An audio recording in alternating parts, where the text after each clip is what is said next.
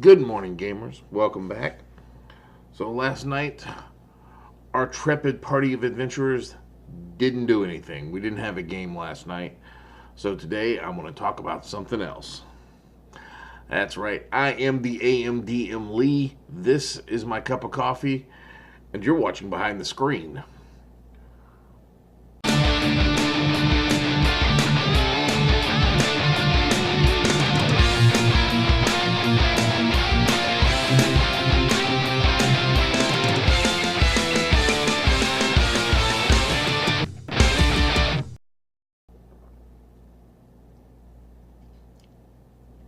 Oh, that's good.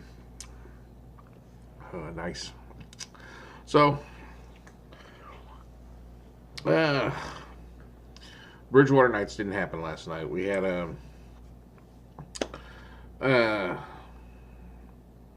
I'll be honest, I just wasn't up for running the game last night.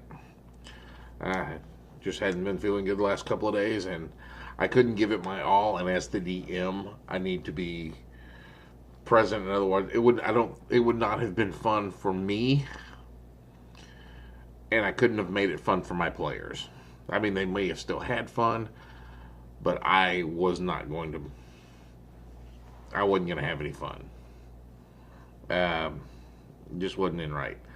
So I took a break for one week, one session. Get back into it next week. But today I wanted to talk about something else. Now, on our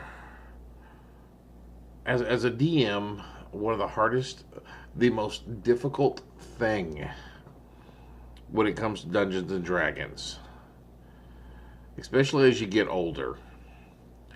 Younger players may not have this as difficult as some of us older ones.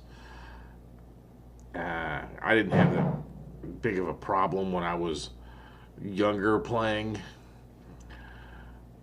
because we could play anytime. You know, it was like, boom, let's play D&D. All right, it'd be 3 o'clock in the afternoon, it'd be 2 o'clock in the morning, it didn't matter. But now as I'm older and I have more responsibilities, I find it harder and harder to schedule time to play. So there are times when not everyone can be at the party. I may have mentioned this in a previous video, but I'm going to mention it in this one and talk a little bit more about it.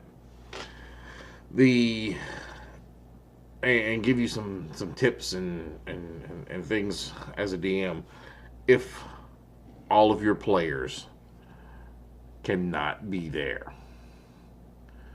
Missing players. That is the bane of Dungeons and Dragons. You never want to have a party go up against the big bad unless all of them are there. So say you've planned this encounter out that requires everyone to be there, but for some reason, one of your players last minute can't make it through no fault of their own. Not blaming the players, all of them, but they just can't make it. So what do? You have a couple of options.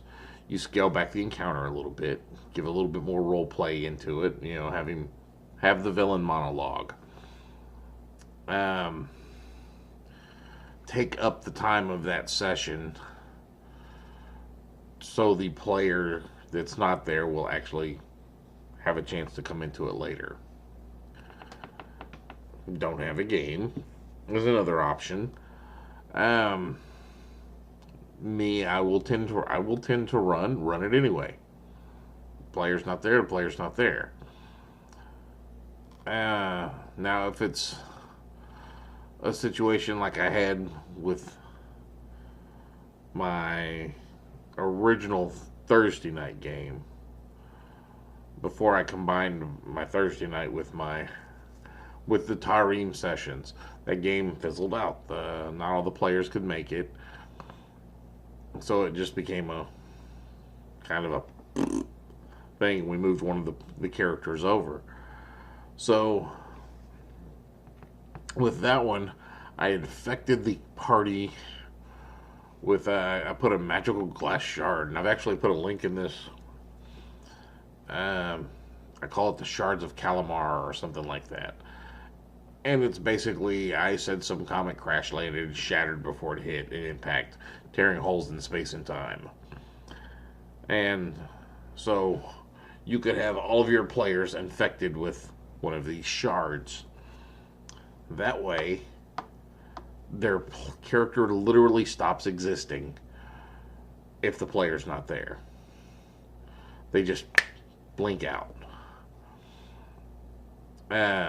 Which can be really interesting if you stop it in the middle of one thing, come back and that player's back again, and all of a sudden pops up, and the NPCs are like, "What's going on?"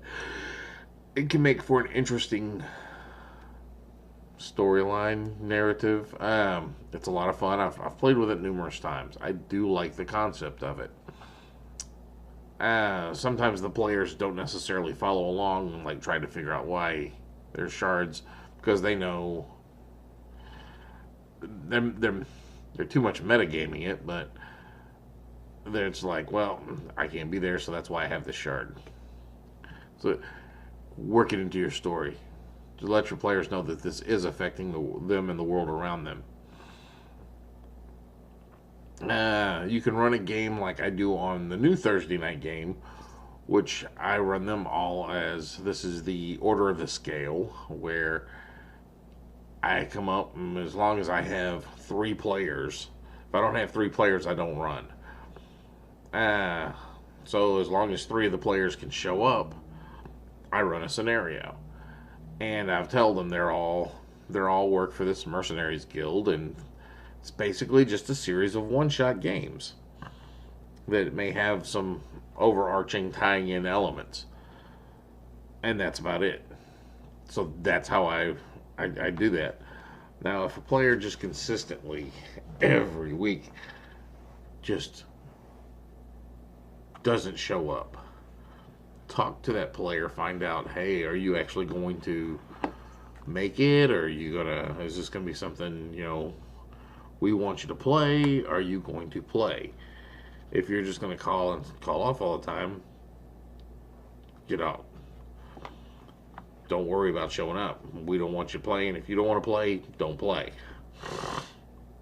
Now, granted, I have some of my players, a lot of my Thursday night group, we all work for the same place. Our schedules are not consistent.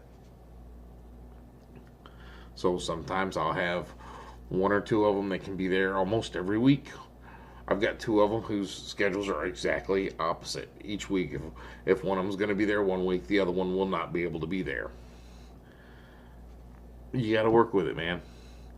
As a DM, that is the hardest thing to do. It's scheduling a game. Don't worry. It will happen. You will play. It's Dungeons and Dragons. Hell.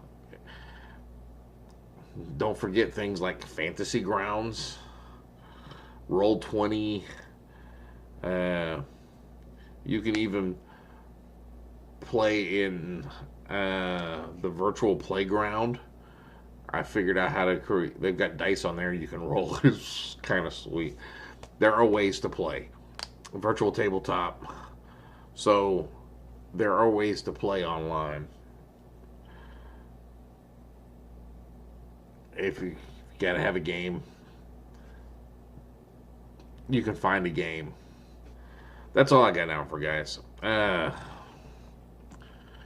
If you like these videos, please click on the like button. If you think someone else will like them, please click on the share button. Every like is an inspiration, every share is an advantage, and every subscription is an experience point. Help me gain 300 experience points so I can get to 2nd level. And as always, the AMDM does hereby authorize you, the viewer, to gain 10 experience points for every video that you share. Just tell your DM the AMDM said so. That's all I got for now, guys. So go forth and roll some dice.